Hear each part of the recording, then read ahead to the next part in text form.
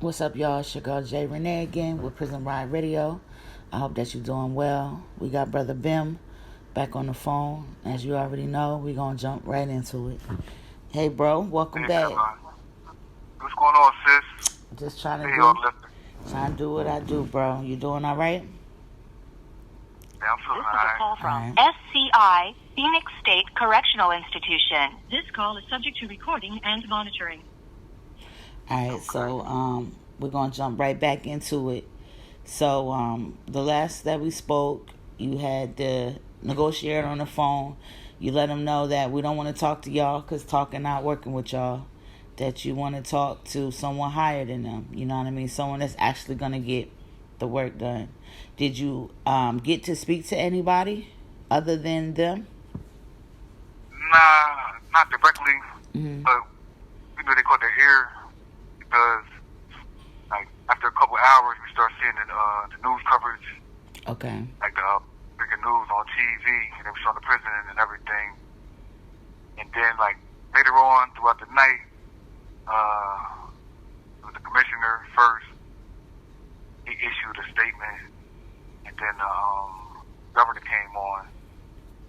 And that's the one I'm gonna try to get his attention. I wanted him actually to come to the building to like really show us safe. Right. So that way he didn't for whatever reason or not. But and my whole thing is when I was talking to the negotiator and I'm like, yo, where the governor at? I probably would have let the counselor go. If he'd have showed his face, Yeah.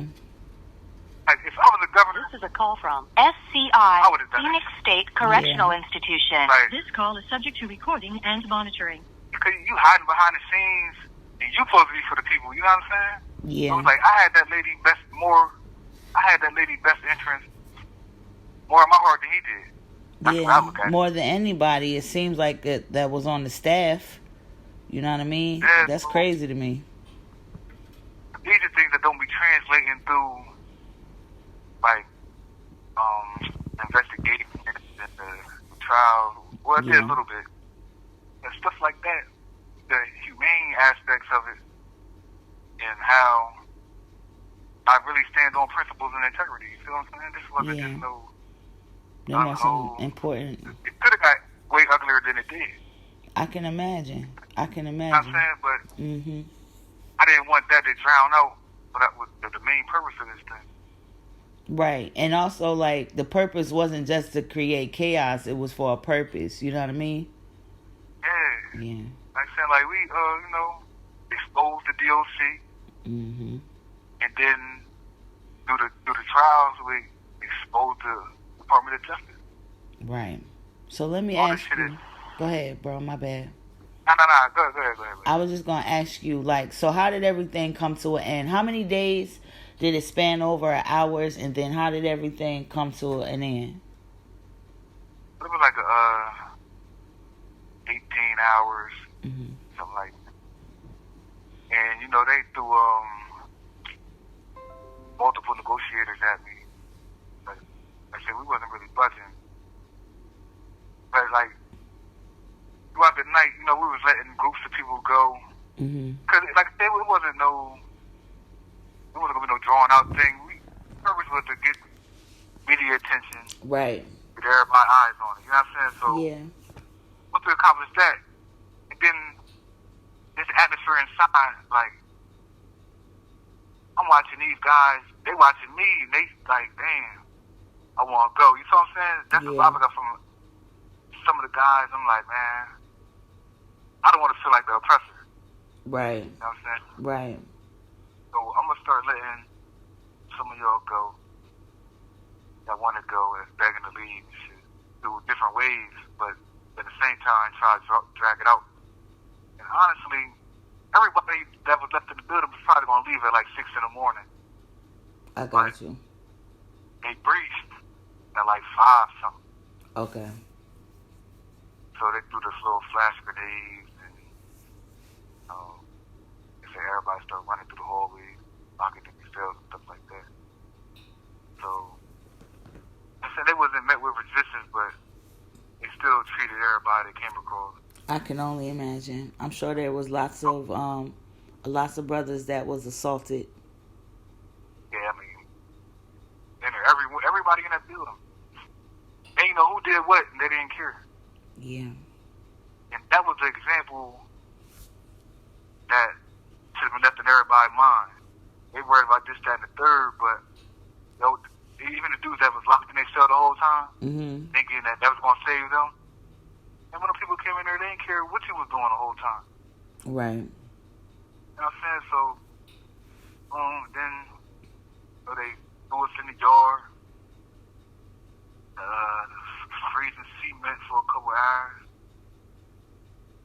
And, they said they refused to give us medical treatment. It was just like rough, but I don't know. Like, I never given the satisfaction to hearing me like crying out in pain and stuff like that. Yeah. Yeah, 'cause like everybody was hurt, man, but it was a lot of us showed some resilience, though. Right. A lot of us showed resilience. I know honestly, that. well, I know that a lot happened after that. As far as there was officers that was fired and things got exposed. So what's some of the things that came from, y'all standing up for yourselves? well, I guess on one level was the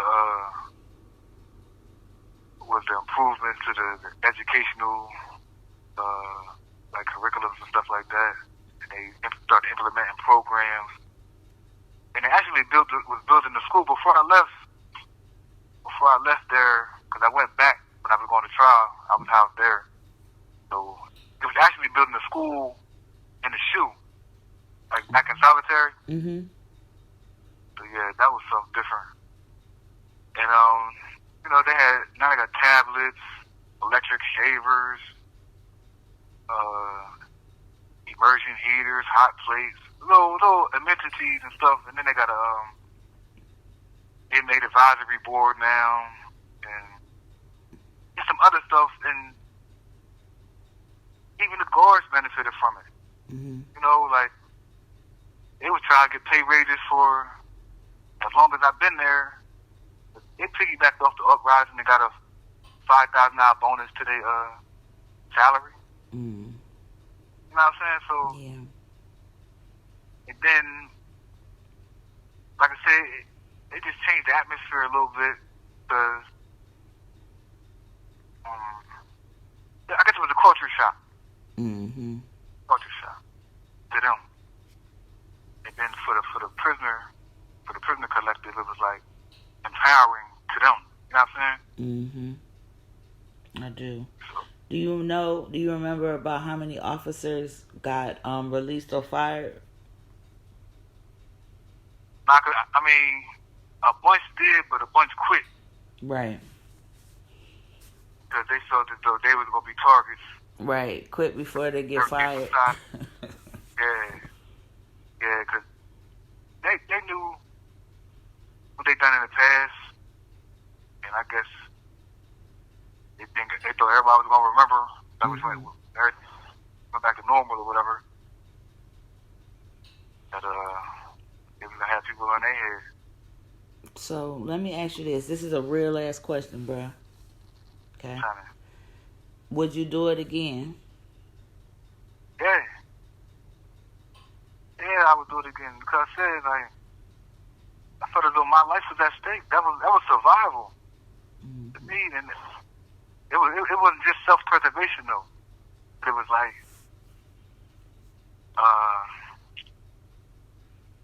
like I said, in its rawest form, right? Standing up to a bully. Yeah, even if the bully ain't messing with me, but I still, I just don't like it. I don't like it. I understand that for sure. So what were some of the repercussions the bad repercussions that happened with you because of this? Because I know that you've suffered in ways because of this, correct? I mean, I ain't gonna, it just, to me, it's like, I know I'm not gonna be able to enjoy the fruits, right? And the retaliation territory, because the way I look at it and what I embrace is, all right, boom, I got 2 testimonies, man, to why I can tell people I wholeheartedly believe in myself. Like, you know what I'm saying? I did something that was unfathomable to others, and I created it in reality. Even with the trials, ain't nobody think that, well, outside of me and Ruck, but we did what we had to do. But ain't nobody think my other Cody was going to walk like that. Right. Like, when the last time you seen, like, 15 bulls with all them blanket charges from murder to assaults, kidnappings, riots, and conspiracy? You know what I'm saying? When the last time you seen that happen? When You have 1 minute left. each other, I think Cole and Festus. But, yeah, so I look at that as my testimonies, right? Mm-hmm. So everything else that come with that, I roll with it. I mean, they get a little burn me for wreck sometimes, showers, and when I was in the mountains in PA, all that. But once they seen that I wasn't by myself, and I wasn't scared. I just wasn't scared. Once they see that, you're another type of animal that they ain't used to seeing. Like, they back up. They back up.